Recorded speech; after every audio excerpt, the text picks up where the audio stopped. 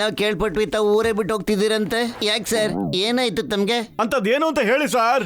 Inspector ಆಗಿರೋ ಕಳ್ತನ ತಡೆಯಕ್ ಆಗ್ತಾ ಇಲ್ಲ. ಪ್ರತಿದಿನ ಕಳ್ತನ ಜಾಸ್ತಿ ಆಗ್ತಾನೆ ಹೋಗ್ತಾ ಇದೆ.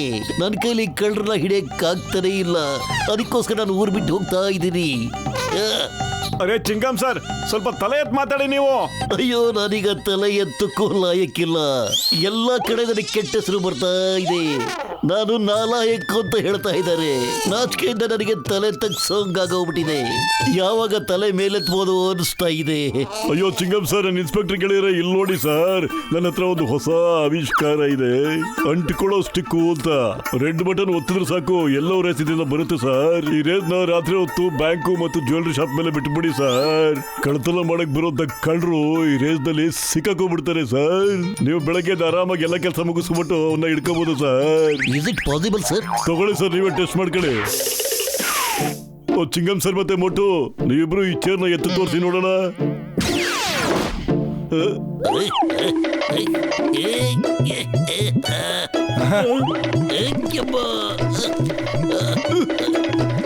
ಅರೆ ಅರೆ, ಇದು ಅದ್ರ ಜಾಗದಿಂದ ಅಲ್ಲಾಡ್ತಾನೆ ಇಲ್ವಲ್ಲ ಸರ್. ಒಂದ್ಸಾರಿ ಕಳ್ಳ ಇದ್ರಲ್ಲಿ ಸಿಕ್ಕಾಕೊಂಡ್ಬಿಟ್ರೆ ಅವ್ನ್ ಬಿಡಿಸ್ಕೊಂಬರಕ್ಕೆ ಆಗಲ್ಲ ಸರ್. ಮಮ್ಮಿ ಡ್ಯಾಡಿ, ಸಿಂಗಂ ಕೈಯಿಂದ ಬಚಾವಾಗೋದು ಇಂಪಾಸಿಬಲ್. ನಿಜವಾಗ್ಲೂ ಇಂಪಾಸಿಬಲ್. ಫುರ್ಫುರಿ ನಗರ್ ಜನಗಳೇ, why fear when Chingam is here? ಈಗ ನೋಡ್ತಾ ಇರಿ, ನಾನು ಎಲ್ಲ ಕಳ್ಳರು ಹಿಡಿದು ಎಳ್ಕೊಂಬದೇ ಬಿಡ್ತೀನಿ. Doctor Jhatka, give me the stake. ಅರೆ, ಈ ಕೆಲಸನ ನನಗಿಂತ ಯಾರು ಚೆನ್ನಾಗಿ ಮಾಡೋದಿಲ್ಲ ಸರ್. ಇವತ್ ರಾತ್ರಿ ಹೋಗಿ ಸ್ಟಿಕ್ ರೇಸ್ ನ ಎಲ್ಲ ಕಡೆ ಬಿಟ್ಟು ಬಂದ್ಬಿಡ್ತೀನಿ. ಮತ್ತೆ ನಾಳೆ ಬೆಳಗ್ಗೆ ಚಿಂಗಂ ಸರ್, ನೀವ್ ಎದ್ದೋಗ್ಬಿಟ್ಟು ಎಲ್ಲ ಕಳ್ಳರನ್ನು ಲೈನ್ ಆಗಿ ಹಿಡ್ಕೊಂಡ್ ಬಂದ್ಬಿಡಿ. ನಡಿ ಬತ್ತು, ಇವತ್ ರಾತ್ರಿನೇ ಈ ರೇಸ್ ನ ಎಲ್ಲ ಕಡೆ ಬಿಟ್ಬಿಡೋಣ ಕಣ.